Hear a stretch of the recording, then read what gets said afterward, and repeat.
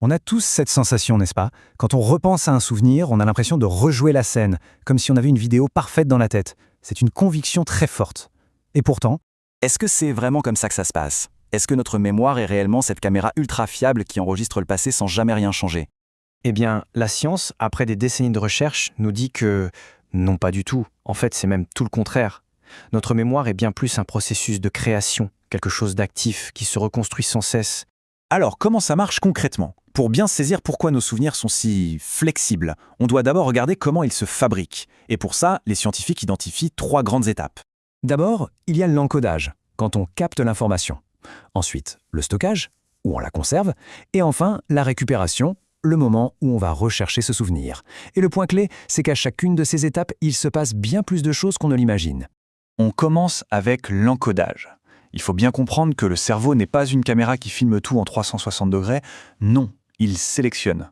Ce qu'on va retenir dépend de là où on porte notre attention, de nos émotions du moment, de ce qu'on sait déjà et même de ce à quoi on s'attend.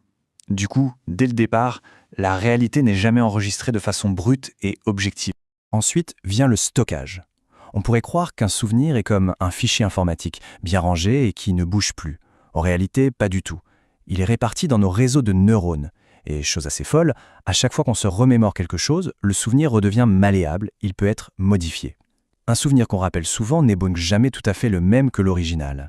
Et on arrive à la dernière étape, la récupération. C'est là que le côté reconstruction est le plus flagrant. Ce souvenir, ce n'est pas appuyé sur play. C'est plutôt un travail de détective. On part de quelques fragments, quelques indices, et notre cerveau comble les trous avec ce qu'il connaît, avec d'autres expériences. Il reconstruit activement une histoire plausible. Bon, tout ça, c'est la théorie. Mais en pratique, quelles sont les preuves? Il existe des expériences psychologiques devenues cultes qui illustrent parfaitement comment notre esprit peut nous jouer des tours. L'un des premiers à avoir mis le doigt dessus, c'est un psychologue britannique, Frédéric Bartley. Et ça ne date pas d'hier, c'était dans les années 30. Il a mené une expérience géniale qui montre à quel point notre culture influence ce dont on se souvient. Voilà ce qu'il a fait. Il a demandé à des étudiants britanniques de lire une vieille légende amérindienne, la guerre des fantômes, une histoire pleine d'esprit et de concepts étranges pour eux. Puis, il leur demandait de la raconter de mémoire. Et le résultat est fascinant. Systématiquement, les participants transformaient l'histoire sans s'en rendre compte.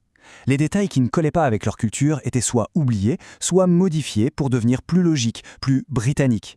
La mémoire réécrivait l'histoire pour qu'elle ait du sens pour eux. Bien plus tard, une psychologue américaine, Elizabeth Loftus, a poussé cette idée encore plus loin.